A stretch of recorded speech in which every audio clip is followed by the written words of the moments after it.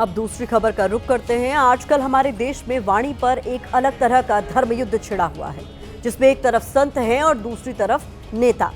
आपको याद होगा 13 सितंबर को जगत गुरु रामभद्राचार्य ने पश्चिमी यूपी को मिनी पाकिस्तान कहा था। उनके इस बयान पर खूब हंगामा भी हुआ था। अब रामभद्राचार्य के बयान पर यूपी के नगीना से सांसद चंद्रशेखर का एक बयान ट्रेंड हो रहा है। चंद्रशेखर ने रामभद्राचार्य का नाम लिए बिना ऐसी बात कही है जिस पर संत समाज का गुस्सा भड़क गया है।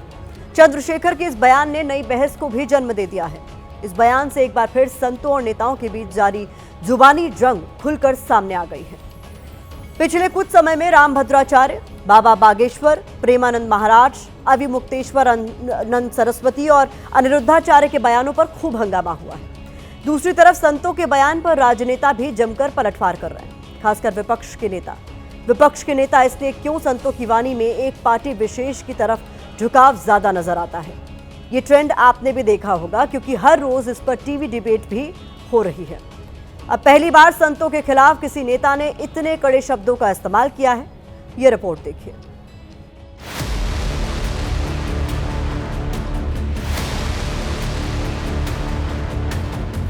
अपने ही देश में हम हिंदू धर्म को उतना न्याय नहीं दे पा रहे हैं। पश्चिमी उत्तर प्रदेश में आकर लगता मानो ये मिनी पाकिस्तान है, ऐसा लगता है।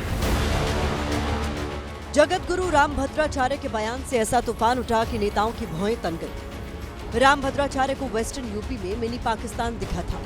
पश्चिमी उत्तर प्रदेश में आकर लगता मानो ये मिनी पाकिस्तान है, ऐसा लगता है। उन्होंने हिंदुओं के संकट पे होने की बात कही थी, जिसके बाद बयानों की ऐसी बाढ़ आई कि संत वर्सेस नेता हो गया। रामभद्राचार्य के मिनी पाकिस्तान वाली बात पर सबसे ताजा बयान आजाद समाज पार्टी के चंद्रशेखर आजाद ने दिया है, लेकिन ये बयान कम और बवंडर ज्यादा है। चंद्रशेखर आजाद बरेली में प्रबुद्ध सम्मेलन में शामिल हुए थे, जहां उन्होंने कहा कि संतों की न जाति होती है न धर्म, संत सबके होते हैं। हालांकि संत वो होता है जिसकी न जाति होती न धर्म होता है, जिसका अपना कुछ नहीं होता, सब कुछ दुनिया के लिए होता है, मानवता के लिए होता है। ये बात तो ठीक थी, हम भी यही कहते हैं कि संत सबके हैं, लेकिन इसके बाद चंद्रशेखर ने जो कहा वो देखते ही देखते वायरल हो गया।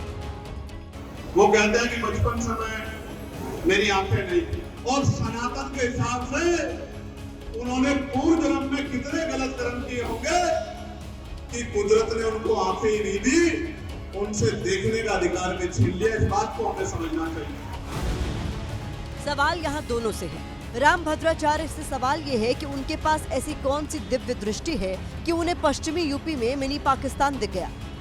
और चंद्रशेखर आजाद से सवाल ये है कि जिस देश में विकलांग की जगह दिव्यांग बोला जाता है ताकि किसी की भावनाओं को ठेस न पहुंचे, क्या उनका ऐसा बयान देना शोभा देता है? क्या उन्होंने कोई सर्वे कराया है जो इस चीज़ का उन्होंने एकदम से भविष्यवाणी कर दी कि पश्चिम यूपी इस मिनी पाकिस्तान बनना है? ये सिर्फ और सिर्फ किसी के इशारे पे इस प्रकार की भाषा का इस्तेमाल कर रहे हैं। रामभद्राचार्य पर विपक्ष बीजेपी की बोली बोलने का आरोप लगाता है। इसी तरह के आरोप बाबा बागेश्वर पर भी लगते हैं, जो एक बार नहीं कई बार राजनीति की चाशनी में लिपटी हुई बातें कर चुके हैं।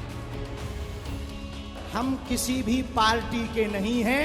जिस पार्टी में हिंदू हैं, हम उस पार्टी के हैं। हम राम के हैं, हम सनातन के हैं, हम सत्य के हैं, हम संतों के हैं।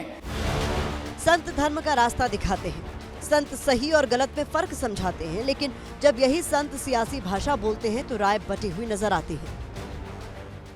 ऐसे लोग जिनके हजारों लाखों अनुयायी हैं, जिनकी सब लोग इज्जत करते हैं, वो सियासत करने लगे।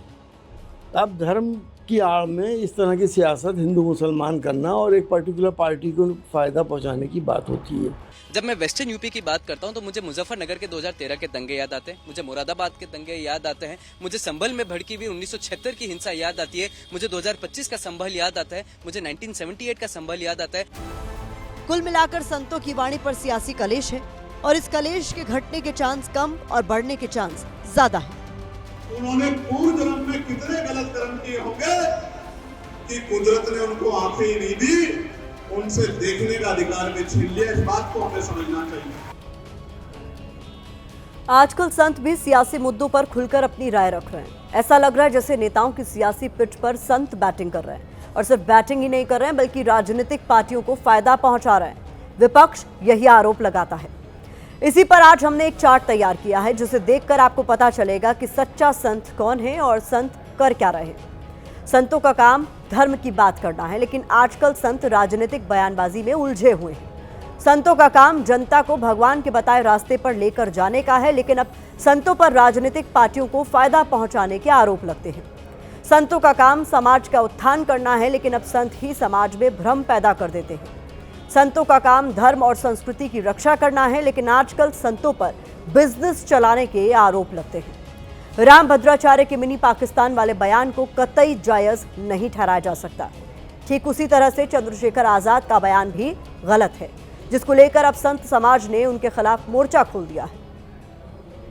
पूर्व जन्म में कितने गलत कर्म किए होंगे कि कुदरत ने उनको आंखें ही नहीं दी। रामभद्राचार्य के आगे राम लगा, आपके नाम के पीछे रावण लगा है, तो राम को रावण कहाँ अच्छा लगता था।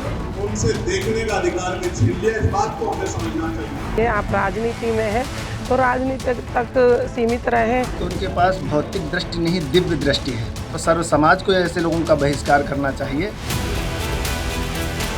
किसी भी व्यक्ति के लिए इस प्रकार के शब्द बोलना बहुत ही निंदनीय है। इस बयान की घोर निंदा करते हो। गलत वातावरण, अमर्यादित वातावरण टिप्पणी होती है तो उनकी साधु समाज भर्त्सना करता है। राम मंदिर के उन्होंने प्रमाण का इतना बड़ा जो है प्रमाणित कर दिया इस स्थान को, तो ये क्या है कि जब राक्षस लोग होते हैं तो उनको ये सब देखा नहीं जाता है। कहना गलत नहीं होगा कि आजकल ऐसा युग चल रहा है जिसपे धर्म के नाम पर लड़ने को तो सभी तैयार हैं, लेकिन धर्म के रास्ते पर चलने को कोई तैयार नहीं।